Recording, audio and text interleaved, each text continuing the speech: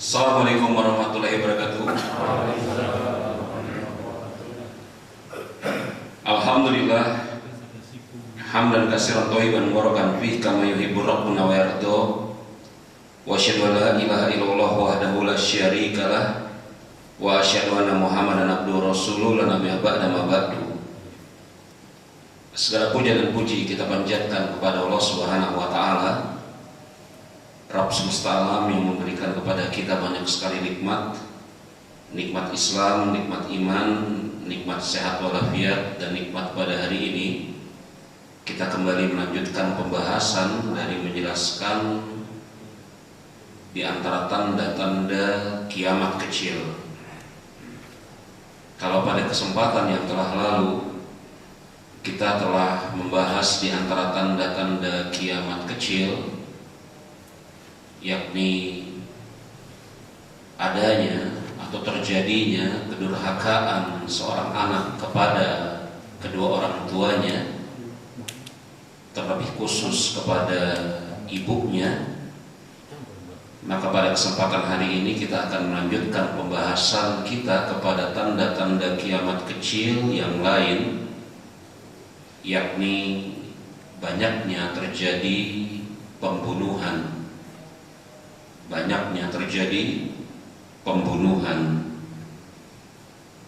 Tanda kiamat kecil yakni banyaknya terjadi pembunuhan ini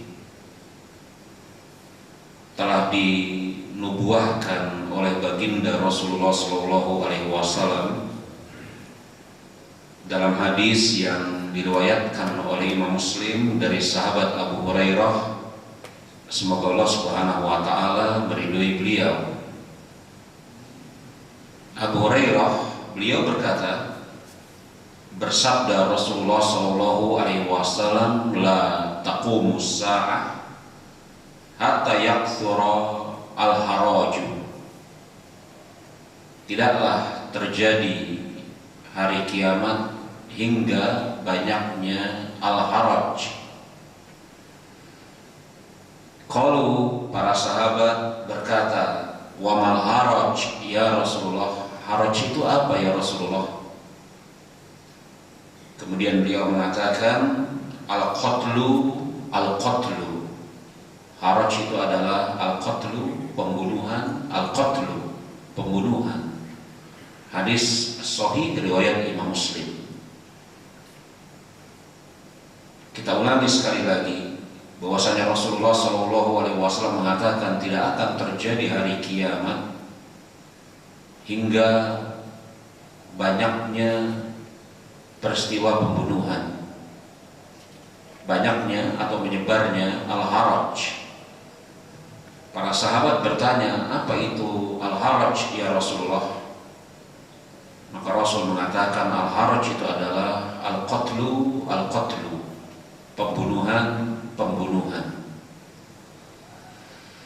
Jemaah rahimani wa rahimakumullah, fenomena atau tanda kiamat kecil ini nampaknya memang betul-betul terjadi pada hari-hari kemarin, sekarang, dan masa yang akan datang. Kita lihat bahwasanya banyak terjadi pembunuhan yang kita dengar, bahkan sebagian kita mungkin na'udzubillah min dzalik pernah melihatnya secara langsung. Pembunuhan yang sudah barang tentu tidak bisa dan tidak boleh dibenarkan secara syariat. Karena memang di dalam syariat ada pembunuhan yang diperkenankan. Di antaranya adalah pembunuhan yang terjadi di medan perang. Makanya ketika sahabat mendengar hadis ini dari Rasulullah SAW, mereka mengatakan, ya Rasulullah, bukankah kemarin kita baru saja melakukan banyak pembunuhan? Kemarin ini menunjukkan waktu yang lampau, Bukan kemarin dalam artian betul-betul kemarin, kalau hari ini Jumat, kemarin dalam artian Kamis, bukan. Waktu yang lampau. Kita baru saja melakukan banyak pembunuhan. Maka Rasulullah SAW mengatakan, bukan seperti itu yang dimaksudkan. Yakni kemarin yang dimaksudkan oleh para sahabat di sana adalah barusan kemarin saja mereka melakukan peperangan Khandaq. Terjadi peperangan Khandaq antara kaum muslimin dengan orang-orang kafir dan musyrikin Quraisy. Maka Rasul mengatakan bukan seperti itu yang dimaksudkan. Maka pembunuhan di sini bukan pembunuhan dalam makna peristiwa yang terjadi di medan peperangan jihad di jalan Allah. Maka jemaah rahimani wa rahimakumullah, pembunuhan itu memang betul-betul banyak. Bahkan kalau Anda cermati tanda-tanda kiamat kecil seperti yang kita bahas pada kesempatan yang telah lalu, yakni kedurhakaan seorang anak kepada orang tuanya, khususnya ibu. Dan pada hari ini kita bahas terjadinya pembunuhan-pembunuhan yang tidak dibenarkan secara syariat. Nampaknya tanda-tanda kiamat kecil tersebut ada beberapa orang, na'udzubillah min dzalik, yang menggabungkannya.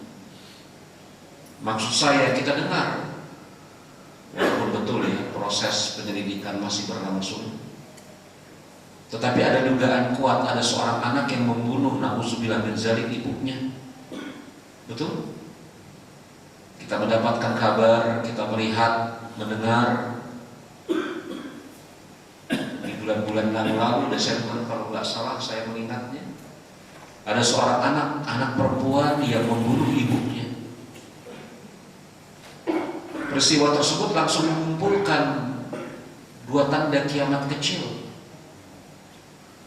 yang durhaka kepada kedua orang tua. Durhaka apalagi yang lebih besar daripada membunuh orang tua? Tingkat kedurhakaan apa yang lebih besar daripada membunuh salah satu atau na'udzubillah kedua orang tua? Lalu membunuh. Bahkan kalau Anda lihat di internet, di Google, coba cari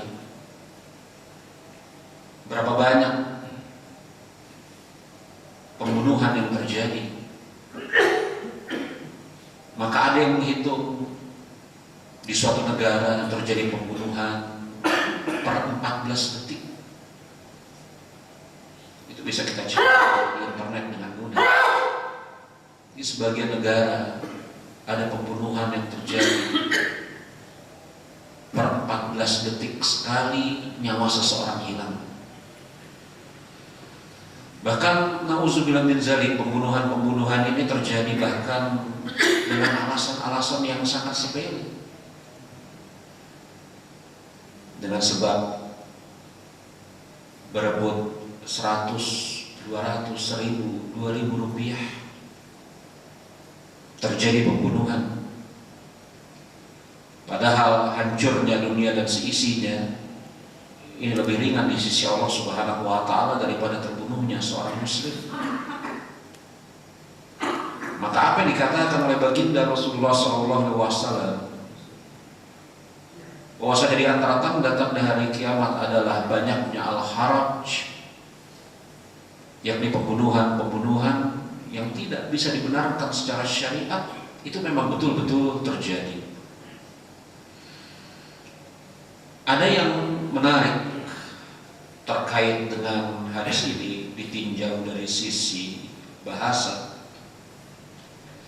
Lafaz al-haraj, di mana ketika Rasulullah SAW mengatakan la taqumus sa'ah hatta yukthiru al-haraj,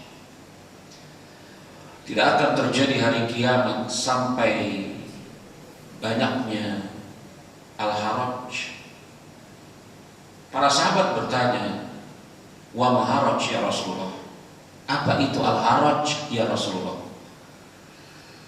Yang menunjukkan kata al-haraj ini bukan kata yang maklum di sisi para sahabat, bukan kata-kata yang biasa mereka dengar.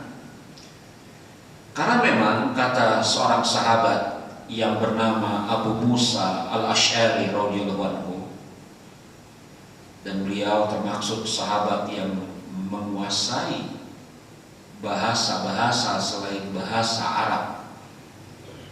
Jadi para sahabat ada yang menguasai selain bahasa Arab. Ya jelas kalau bahasa Arab adalah bahasa asli, bahasa ibu mereka. Tetapi ada sebagian sahabat yang mereka mengetahui bahasa Romawi. Ada sebagian sahabat yang mengetahui bahasa Yunani. Dan Abu Musa al-Ash'ari mengetahui bahasa Habasyah, Ethiopia pada hari ini. Kata Abu Musa al-Ash'ari radhiyallahu anhu, al-haraj min lughatil Habasyah. Al-haraj itu kata di dalam bahasa Ethiopia, Habasyah. Ini menunjukkan kepada kita bahwasanya Rasulullah Shallallahu Alaihi Wasallam mempergunakan bahasa selain bahasa Arab asli.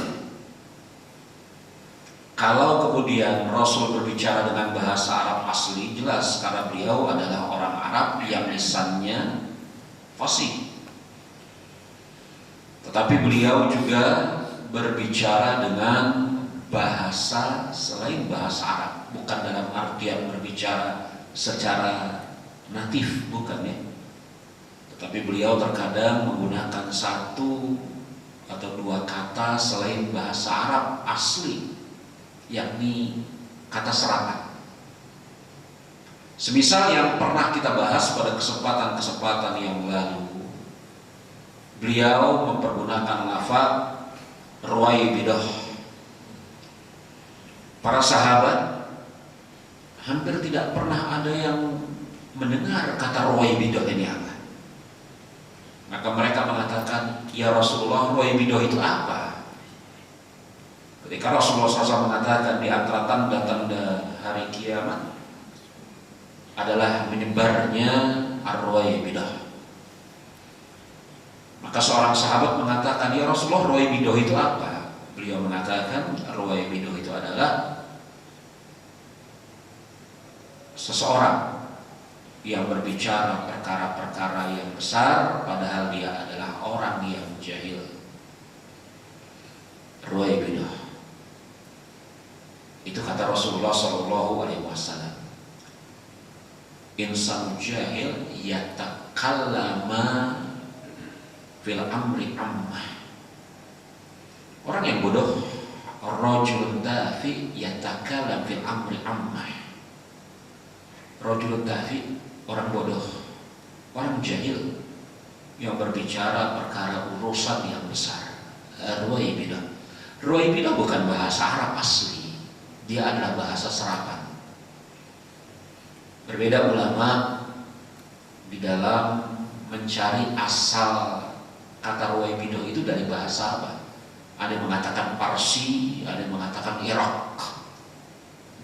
Tapi yang ingin saya katakan, Rasul mengatakan al-haraj. Yang para sahabat berkata kepada baginda Rasulullah, al-haraj itu apa ya Rasulullah?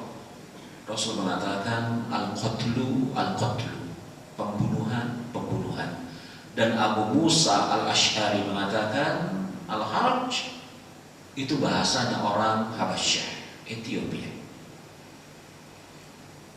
Sekali lagi ini menunjukkan kepada kita bahwasanya baginda Rasulullah Shallallahu Alaihi Wasallam mempergunakan kata-kata selain bahasa Arab. Walaupun telah disepakati oleh para ulama tidak ada kata di dalam Al-Quran Karim yang berasal dari selain bahasa Arab. Al-Quran dari awal sampai akhir itu bahasa Arab. Ya kecuali nama orang, kecuali nama tempat, lain masalah itu ya. Nama orang, nama tempat. Kayak Rum, Romawi. Masa Romawi bahasa Arab? Ya itu pengecualian, maklum, iya kan? Jemaah rahimani wa rahimakumullah. Inilah tanda kiamat kecil, yakni menyebar dan meratanya, na'udzubillah min zalik, pembunuhan. Bahkan seperti yang saya katakan tadi, pada hari-hari belakangan ini terjadi pembunuhan, bahkan dengan alasan yang betul-betul tidak masuk akal, lagi sepele. Yang seorang muslim apabila merenunginya, maka akalnya nggak masuk, nggak sampai.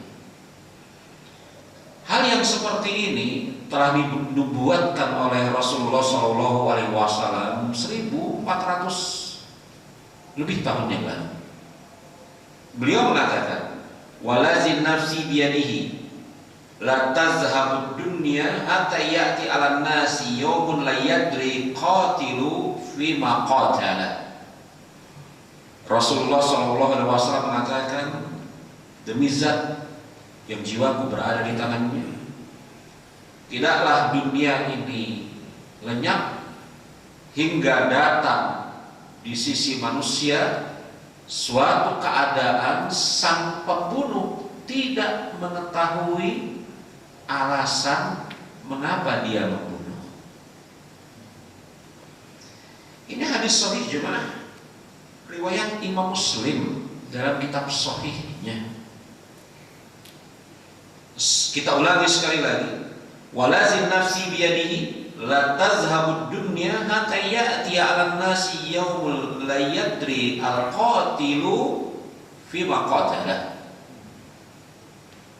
Tidak akan dunia ini lenyap atau tidak akan datang hari kiamat hingga di sisi manusia seorang pembunuh tidak mengetahui dengan alasan apa dia membunuh. Ini adalah bentuk hiperbola. Kalau dalam bahasa Arab, mubalaghah, dalam ilmu sastra. Sudah barang tentu seseorang yang berakal, bukan orang gila atau dalam sedang keadaan mabuk, ketika dia membunuh pasti punya alasan. Iya kan? Kecuali orang mabuk, orang gila, maka ketika membunuh karena dia dikuasai oleh mabuknya, dia tidak memiliki akal, maka terkadang dia nggak mengetahui alasan mengapa dia membunuh seseorang. Tetapi yang ingin kita katakan di sini, apa yang disabdakan oleh Rasulullah SAW di dalam hadis ini adalah bentuk psikologi, yakni perkataan dalam majas bahasa kita hiperbola. Walaupun mubalaghah sama hiperbola itu tidak bisa apple to apple disandingkan, enggak ya. Kalau sighah mubalaghah itu di dalam bahasa Arab mengharamkan adanya unsur kedustaan di dalam penggunaannya. Kalau hiperbola kan terkadang masih ada unsur-unsur yang enggak benar. Lepas dari itu, yang dimaksud oleh baginda Rasulullah SAW dalam hadis ini, sampai seseorang yang al-qatil, pembunuh, dia tidak mengetahui alasan mengapa dia membunuh. Itu maksudnya adalah seseorang pembunuh membunuh seseorang dengan alasan-alasan yang sepele, hampir-hampir sebenarnya itu bukan alasan. Begitu yang dikatakan oleh Imam Nawawi. Seseorang yang membunuh itu membunuh dengan alasan-alasan yang sepele yang gak masuk akal, sampai-sampai alasan-alasan itu sebenarnya tidak layak untuk menjadi alasan sama sekali. Bayangkan jemaah, ada seseorang yang membunuh orang lain dengan sebab 1.000-2.000 rupiah. Apakah ini terjadi? Terjadi. Ada seorang anak, na'udzubillah min dzalik, membunuh bapaknya, membunuh ibunya karena tidak dibelikan HP atau barang-barang yang dia minta. Ini kan tidak masuk akal.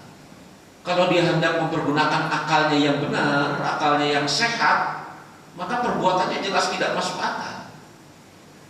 Orang tuanya telah melahirkannya, membiayainya, membesarkannya, mengurusnya, yang kalau kemudian itu semuanya dikalkulasi dalam bentuk uang, kira-kira berapa? Coba kita semua berusaha mengkalkulasi apa yang dikeluarkan oleh orang tua kita dalam setahun, itu kira-kira berapa? Khususnya buat anak-anak ini. Saya lihat di depan saya masih ada anak-anak ini. Coba bayangkan, makan sehari berapa, sebulan berapa, setahun berapa, pakaian, biaya sekolah. Coba dikalkulasi, bukankah harganya bahkan bisa jadi lebih mahal daripada apa yang diinginkan? Maka banyak sekali peristiwa-peristiwa pembunuhan yang sebenarnya tidak masuk akal motifnya. Orang yang berakal pasti akan mengingkari perbuatan tersebut. Makanya baginda Rasulullah SAW mengatakan, tidaklah dunia lenyap hingga datang di sisi manusia suatu hari di mana sang pembunuh dia tidak mengetahui alasan mengapa dia membunuh. Dia tidak mengetahui alasannya mengapa dia membunuh. Tidak tahu dia alasannya apa. Na'udzubillah min dzalik. Maka apa yang dikabarkan oleh Rasulullah SAW ini benar, jemaah. Apa yang dikabarkan oleh Rasulullah SAW ini benar. Bahkan kita kilas balik sejarah 1400 tahun yang lalu, peristiwa pembunuhan di antaranya yang terbesar adalah yang menimpa sahabat Utsman bin Affan. Ustaz, kenapa tidak disebutkan Umar bin Khattab? Iya, Umar bin Khattab pun mati dibunuh oleh seorang Majusi yang bernama Abu Lu'lu'ah al-Majusi. Tapi dia punya motif balas dendam. Karena Umar bin Khattab radhiyallahu anhu menurut versi dia yang menghancurkan dinasti Persia. Dan peristiwa pembunuhan Abu Lu'lu'ah al-Majusi ini dikerjakan satu orang, dia kerjain satu orang. Ini kita skip pembicaraan tentang peristiwa pembunuhan Umar bin Khattab. Kita masuk kepada peristiwa pembunuhan Utsman bin Affan. Utsman bin Affan rumahnya dikepung oleh sebagian kaum, dan sebagian di antara mereka masuk lewat atap-atap. Singkat cerita, Utsman bin Affan dalam keadaan berpuasa di sore hari menjelang berbuka, dalam keadaan membaca Al-Quran, ditikam mati. Utsman bin Affan dalam keadaan berpuasa, sedang menunggu berbuka, membaca Al-Quran, ditikam mati. Maka kemudian sebagian orang yang mengepung rumah Utsman bin Affan itu di kemudian hari, mereka tidak mengetahui apa yang menyebabkan mereka mengepung rumah Utsman bin Affan. Atau kalau boleh pakai bahasa kita di dalam keseharian, mereka sebenarnya adalah orang-orang yang termakan provokasi, tidak mengetahui mengapa mengepung rumah Utsman bin Affan ini, kenapa. Bahkan sebagian di antara mereka tidak tahu di rumah Utsman bin Affan. Anda bisa baca ini fakta sejarah sebagaimana yang dikabarkan oleh Imam As-Suyuti dalam Tarikh Khulafa, sebagian di antara mereka nggak tahu itu rumah Utsman bin Affan. Tidak tahu. Sebagian mereka tahu, tetapi mereka tidak mengetahui secara jelas lagi tegas apa alasannya mengepung rumah Utsman bin Affan. Sekedar ikut-ikutan. Bukankah itu yang terjadi di dalam amuk masa tawuran? Coba kalau ada tawuran atau amuk masa, kenapa? Ya saya lihat dia mukulin orang ini, saya ikutin. Apakah itu alasan yang bisa dibenarkan untuk menghilangkan nyawa seseorang? Iya kan? Ada sebagian orang ngeroyok seseorang. Ini nggak benar ini.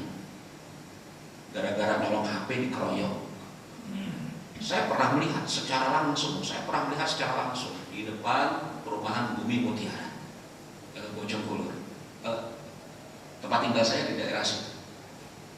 Saya pernah melihat secara langsung. Macet, ini kenapa? Nggak tahu, kita nggak tahu macetnya kenapa, karena mengular macet. Kemudian dengar kabar bahwasanya di situ tuh ada orang yang dibakar barang-barang nolong HP. Ramai orang. Kelihatan itu ada bekas apinya masih menyala. La haula wala quwata. Jemaah HP berapa? Berapa HP? 1 juta, 2 juta. Alasan yang benar dengan sebab itu menghilangkan nyawa seseorang. Itu bukan alasan yang benar. Menghilangkan nyawa seseorang bukan alasan yang benar. Apalagi cuma praduga, prasangka. Dan sebagian orang-orang yang ngerumunin tersebut tidak tahu alasannya apa. Turun dari kendaraan bermotor, melihat ada orang yang gebukin, ya main gebukin aja. Ini persis kejadian 1400 tahun yang lalu sebagaimana yang disebutkan oleh Imam As-Suyuti dalam Tarikh Khulafa. Sebagian orang yang mengepung rumah Utsman bin Affan, mereka nggak tahu itu rumah siapa. Ini menunjukkan bahwasannya apa jemaah? Ini menunjukkan bahwasannya orang-orang ini bukan orang-orang asli penduduk Madinah. Dan memang seperti itulah cara provokasi bekerja dari zaman ke zaman. Betul? Kalau mereka penduduk asli Madinah, masa nggak tahu itu rumah siapa?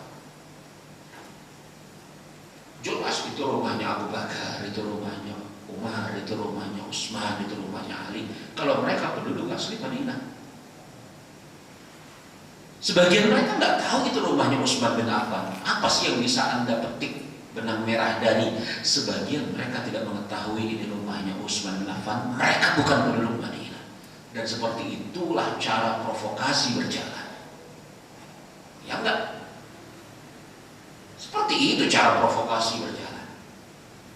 Sebagian mereka tahu itu rumah Utsman bin Affan, tapi tidak tahu alasan mengapa mengepung rumah Utsman bin Affan. Yang di penghujung hari mereka kemudian menyesal. Ketika kemudian Ali bin Abi Thalib menguber mereka karena telah menimbulkan kericuhan, kegaduhan di kota Madinah. Ditangkap oleh Ali bin Abi Thalib. Dan sebagian mereka mengatakan, kami nggak tahu itu rumah Utsman bin Affan. Kami nggak tahu, nggak mengerti alasannya mengapa mengepung. Tapi terbunuhlah Utsman bin Affan. Maka betul kata Rasulullah SAW, itulah peristiwa yang menjelaskan kepada kita kebenaran sabda Rasulullah SAW. Tidak akan terjadi hari kiamat. La yadhhabud dunya hatta ya'ti 'alan nasi yauma la yadril al-qatilu fi ma qatala. Tidak akan tegak hari kiamat. Sehingga di sisi manusia ada seorang pembunuh, dia tidak mengetahui dengan alasan apa dia membunuh. Ini hadis sahih riwayat Imam Muslim dari sahabat Abu Hurairah radhiyallahu anhu. Jemaah rahimani wa rahimakumullah, kalau itu peristiwa yang terjadi secara fakta sejarah pada zaman Utsman bin Affan, maka pada hari-hari ini pun terjadi hal-hal yang seperti itu. Pun terjadi hal-hal yang seperti itu, yang memakan korban. puluhan, ratusan, ribuan. Tersebarnya fitnah. Ada seseorang membunuh orang lain, dia tidak mengetahui sebabnya apa. Belum lagi kemudian na'udzubillah min dzalik, keadaan ini semakin buruk dengan adanya senjata-senjata penghancur massal. Bahkan na'udzubillah min dzalik, sebagian mainnya dengan cara lebih buruk lagi, senjata biologis.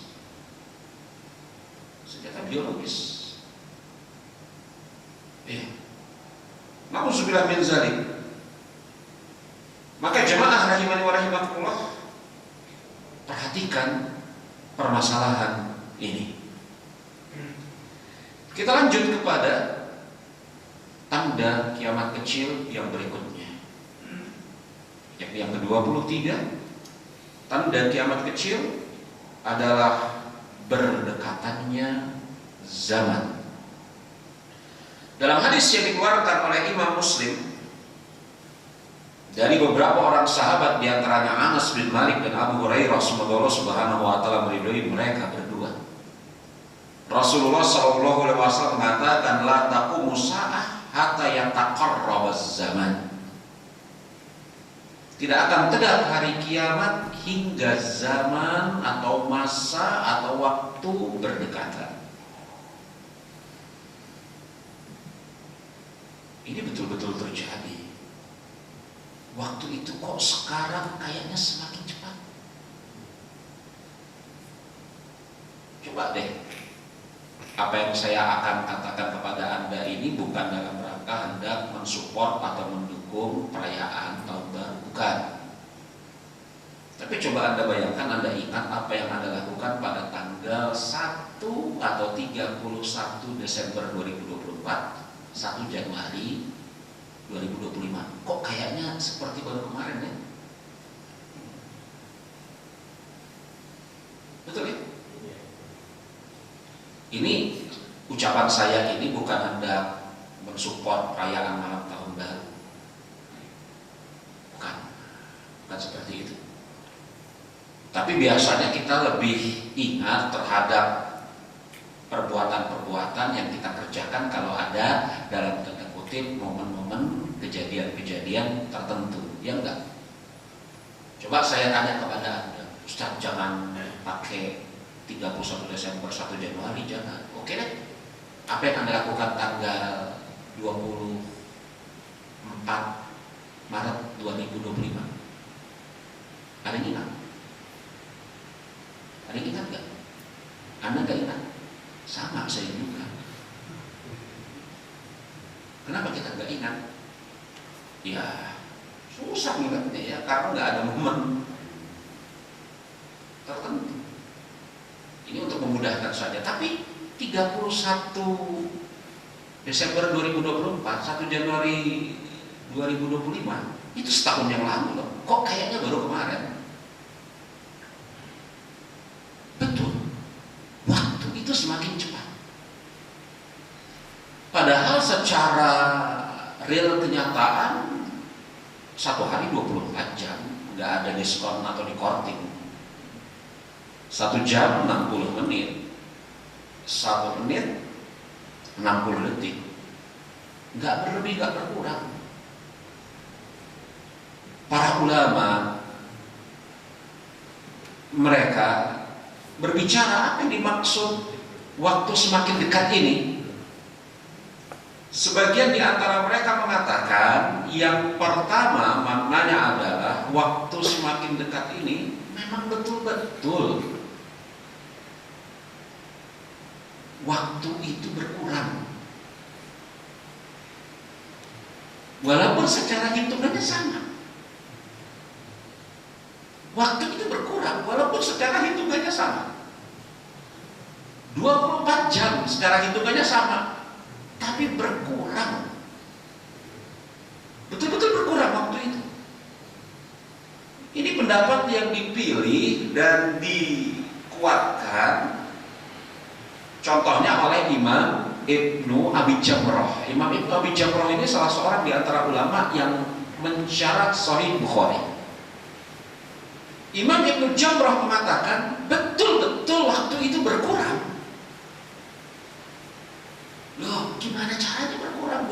sehari semalam 24 jam, iya secara hitungan. Tetapi berkurang, betul-betul berkurang waktu itu. Dan berkurangnya waktu atau bertambahnya waktu ini bukan sesuatu yang mustahil. Bertambahnya waktu itu pernah terjadi. Sedangkan berkurangnya waktu itu bukan sesuatu yang mustahil, akan terjadi. Jadi betul-betul berkurang gitu waktu itu.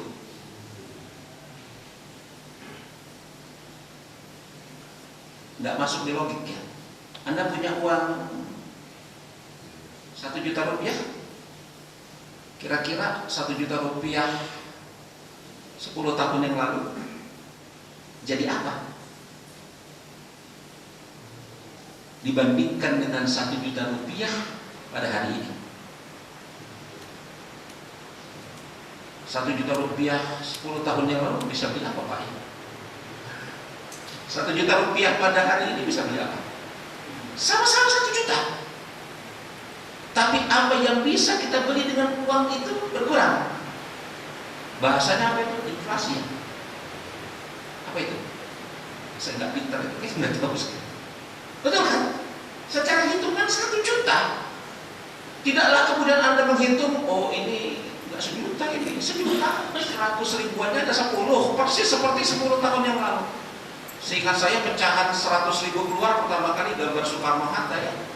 Itu mungkin 10 tahun yang lalu, lebih bahkan. Pada saat 50 tahun Indonesia merdeka itu keluar pertama kali pecahan 100 ribu, betul? Soekarno-Hatta.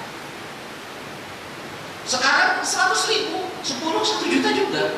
Jadi secara hitungan sama. Tetapi apa yang bisa didapatkan dengan uang 1 juta itu berbeda. Maka kata Imam Ibn Abi Jamrah, waktu itu betul-betul berkurang walaupun secara hitungannya sama. Nah, itu pendekatan logiknya. Mungkin Anda akan mengatakan, apakah pernah terjadi waktu itu bertambah atau berkurang? Kalau waktu itu bertambah, pernah terjadi. Hitungannya sehari semalam. Hitungannya sehari semalam. Tetapi secara real kenyataannya bukan 24 jam. Kapan itu? Ketika ada seorang nabi yang bernama Yusya ibn Nun. Sebagian dapat mengatakan bukan Yusya tapi Yusya. Ada lagi juga yang mengatakan Yusa bin Nun. Dia adalah nabi yang pada masa mudanya menemani Nabi Musa alaihissalam mencari Nabi Khidir. Kalau Anda baca surat Al-Kahfi, maka di sana Nabi Musa alaihissalam mencari Nabi Khidir ditemani dengan seorang pemuda, betul? Pemuda ini di kemudian hari akan menjadi seorang nabi yang namanya Yusa ibn Nun. Kita jeda terlebih dahulu azan, nanti kita lanjutkan. Assalamualaikum warahmatullahi wabarakatuh. Allahu Akbar, Allahu Akbar, Allahu Akbar,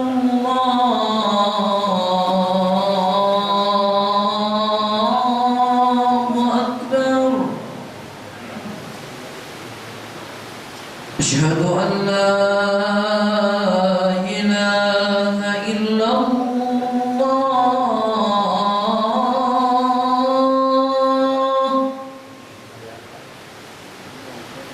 أشهد أن لا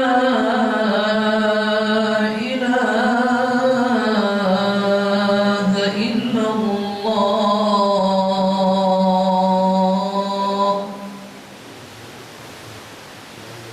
أشهد أن محمدًا رسول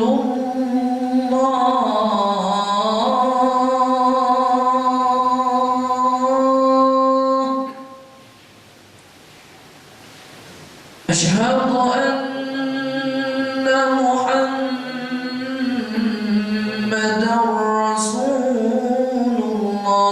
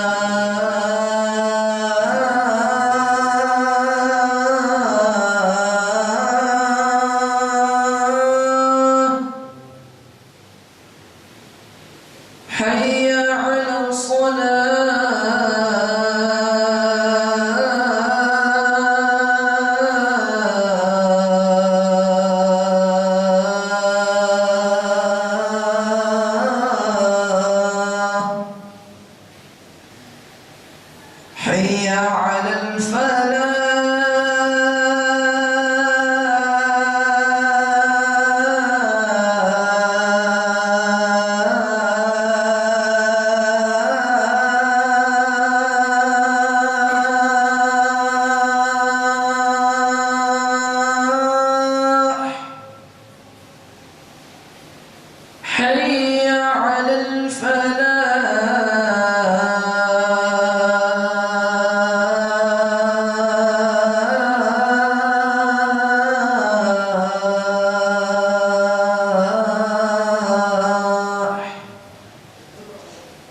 الله أكبر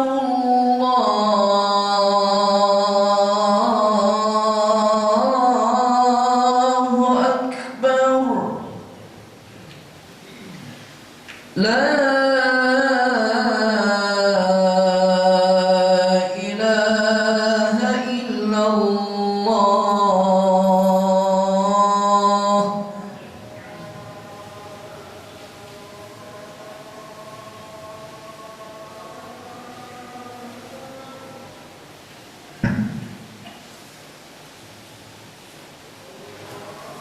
Bismillah.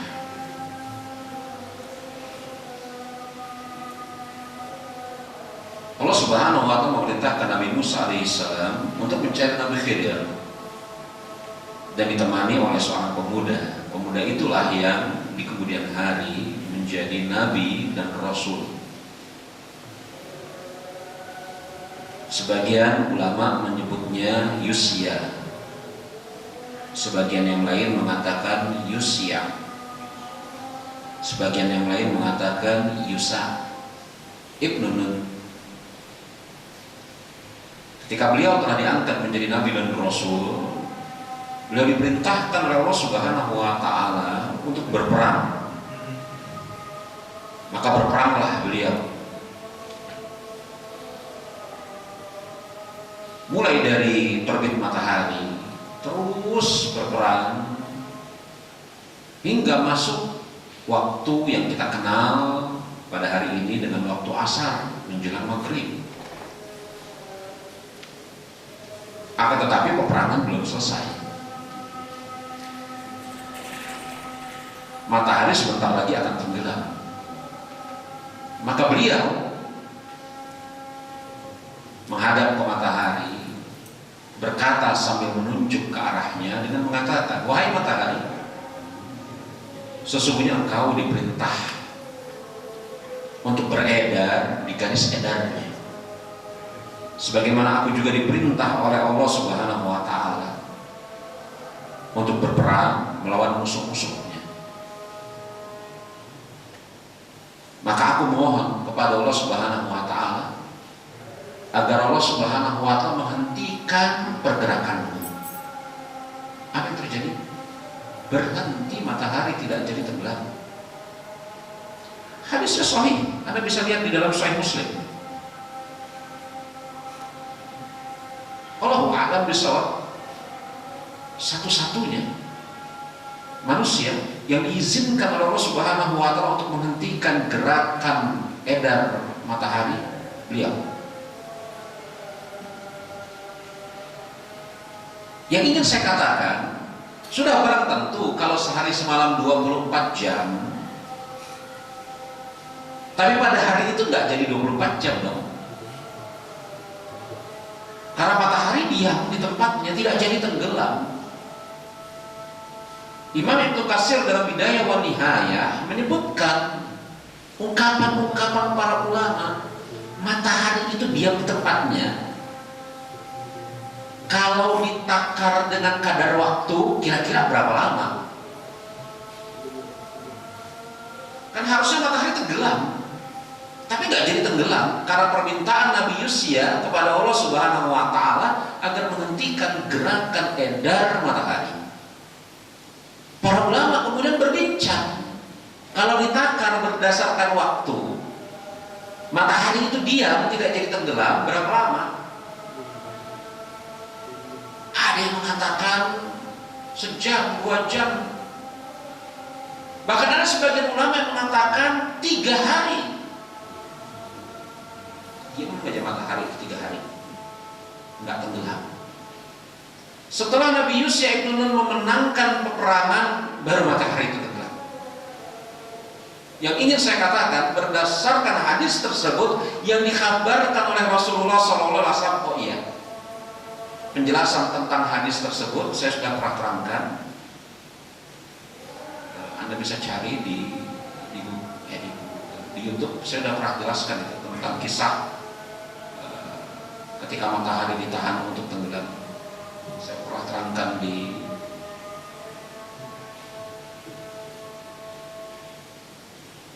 Masjid At-Taqwa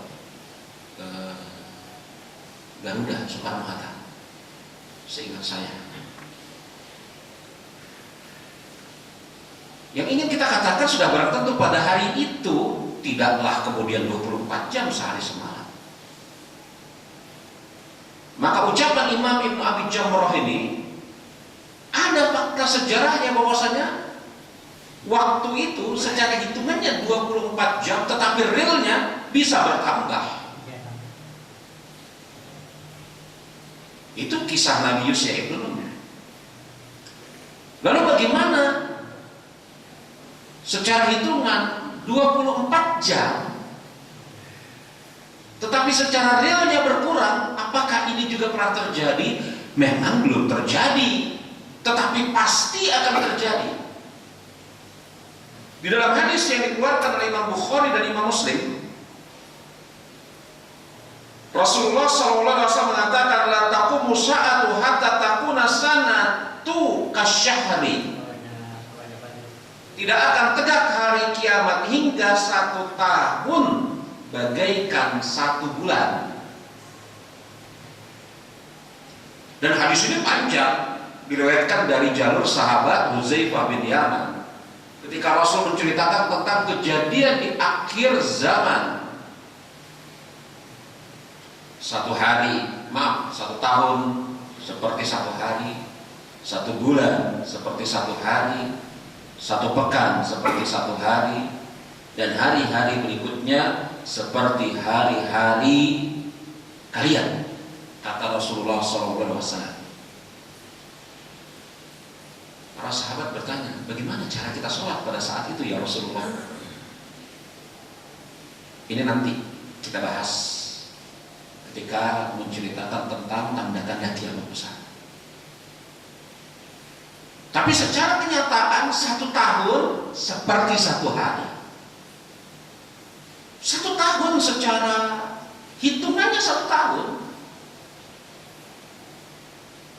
tetapi kenyataannya diperpendek seperti 1 hari. 1 tahun seperti 1 hari. Ini tidak bisa kita pahami 1 tahun seperti 1 hari, melainkan bilangan nyatanya realnya 1 tahun, tetapi kemudian Allah perpendek menjadi 1 hari. Maka secara apa yang akan terjadi, memang waktu itu dipercepat oleh Allah Subhanahu wa Ta'ala, walaupun secara hitungan sehari, sebulan, setahun. Dan seperti itu yang kita rasakan. Kayaknya baru masuk tahun 2025, kayaknya baru kemarin. Itu omongan kayak gitu sering banget. Kayaknya baru kemarin ya. Baru kemarin itu setahun yang lalu, 2 tahun yang lalu, 3 tahun yang lalu. Maka ucapan Imam Ibnu Abi Jamrah ini, di sana ada sudut kebenarannya, walaupun di sana ada ucapan yang lain. Contohnya ucapan Imam An-Nawawi. Imam Nawawi rahimahullah ta'ala mengatakan, tanda hari kiamat, kata baginda Rasulullah SAW, didekatkannya zaman. Imam Nawawi rahimahullah ta'ala, beliau mengatakan makna didekatkannya zaman ini adalah hilangnya keberkahan. Loh, kok bisa didekatkannya zaman, didekatkannya waktu ini artinya hilang keberkahan? Karena waktu yang betul-betul waktu yang dijalani oleh seorang hamba, seorang muslim, yang di dalamnya ada keberkahan atasnya. Makanya jamaah rahimani wa rahimakumullah, Imam Nawawi rahimahullah ta'ala ketika menjelaskan hadis yang barusan kita nukil tadi, beliau bawakan penafsirannya dengan hadis-hadis yang lain. Di antaranya adalah apabila mati seseorang akan terputus seluruh amalnya kecuali 3. Kan kemudian ucapan Imam Nawawi ini menantang logika kita. Kenapa Imam Nawawi berdalil dengan hadis-hadis amal jariah? Begitu. Untuk memuatkan pendapat hilangnya keberkahan, sehingga itulah maknanya waktu semakin mendekat. Karena jemaah amal jariah, apa yang dilakukan oleh seorang hamba, seorang muslim yang sepeninggalannya membawa manfaat atas diri dia, itu seakan-akan, kata Imam Nawawi, adalah usia dia yang diperpanjang umur keduanya. Umur kedua ini omongan saya. Maksudnya begini, Rasul, para sahabat, orang-orang soleh sebelum kita, mereka amal jariahnya luar biasa. Iya kan? Berkah hidup mereka. Mereka hidup 60 tahun, tetapi secara keberkahannya, itu melampaui 60 tahun. Usia mereka 63 tahun. Tetapi karena mereka isi dengan kebaikan-kebaikan di usianya, maka melampaui 63 tahun itu keberkahannya. Buktinya kita bisa merasakan. Siapa di antara Anda yang tidak kenal kitab Riyadhus Shalihin? Tahukah Anda Imam Nawawi bahwa usia berapa ketika menulis kitab Riyadhus Shalihin? Imam Nawawi itu ketika menulis kitab Riyadhus Shalihin gak lama kemudian wafat dalam keadaan belum genap usia, kata para ulama, 40 atau 45 tahun. 40, 45 tahun. Imam Syafi'i 54 tahun. Tapi karena mereka mengisi usia mereka dengan kebaikan-kebaikan, berkah panjang tuh usianya tuh. Ada pun sebagian orang, na'udzubillah min dzalik, mudah-mudahan itu bukan kita, mengisi usia yang dijalaninya tidak dengan kebaikan-kebaikan. Sudahlah usianya 60 tahun, tidak diperpanjang dengan keberkahan, diisi dengan kesia-siaan, jadi pendek.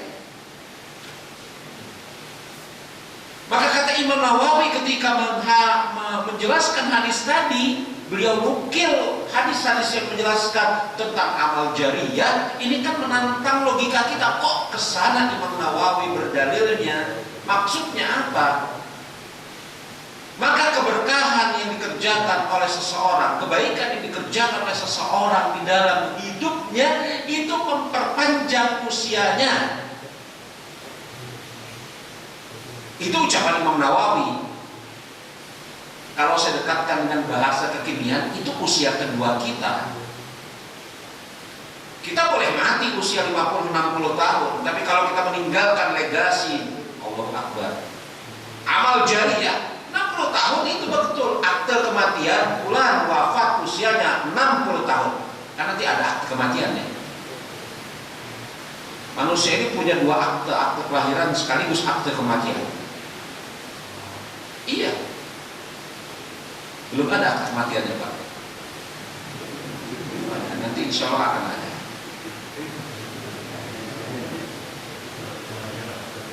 Iya, surat kematian. Akte kematian. Ada. Surat tanda kelahiran, akte kelahiran, surat kematian, akte kematian. Ada, enggak? Suatu saat nanti ada. Si fulan wafat pada usia sekian, dikeluarin itu akte kematiannya, surat kematiannya. Hah? Nah. Wafat usia 60 tahun, tapi karena dia meninggalkan dalam tanda kutip warisan yang megah, amal soleh, 60 tahun, 60 itu usianya. Tapi kata Imam Nawawi, dengan amal jariyahnya usianya panjang. Itulah kata saya tadi, usia kedua.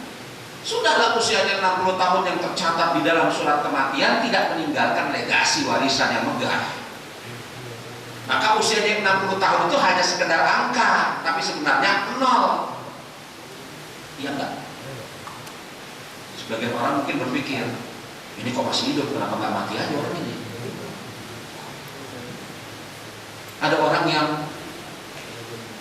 sudah mati, tapi masih hidup di hati-hati kaum muslimin. Betul? Ada orang yang sudah mati, tapi masih hidup di hati-hati kaum muslimin. Ada orang yang masih hidup, orangnya juga masih hidup nggak mati aja. Maka ini pendapat yang kedua dari Imam An-Nawawi. Kita sediakan waktu untuk tanya jawab. Ada berapa menit di depan? Habis. Ada yang mau ditanya? Kalau tidak ada yang mau ditanya, saya tutup dengan mengatakan, baik ucapan Imam Nawawi atau ucapan Imam Ibnu Abi Jamrah itu bukan sesuatu yang perlu untuk kita benturkan. Karena kedua-duanya dari ucapan para ulama, yang kedua-duanya memiliki sudut-sudut kebenaran di dalam pandangan mereka. Bahwasanya memang betul berkurangnya keberkahan itu mengurangi waktu. Di mana hidup yang penuh berkah itu akan menambah waktu kita. Waktu usia kedua. Sebagaimana betul memang pernah terjadi waktu itu bertambah. Ini pendapat Imam Ibnu Abi Jamrah. Sebagaimana nanti akan terjadi waktu itu akan berkurang. Ini yang kita bahas pada kesempatan malam hari ini. Mudah-mudahan yang kita bahas bermanfaat bagi saya pribadi dan Anda semua. Kita tutup dengan mengucapkan subhanakallahumma wa bihamdika asyhadu an la ilaha illa anta astaghfiruka wa atubu ilaik.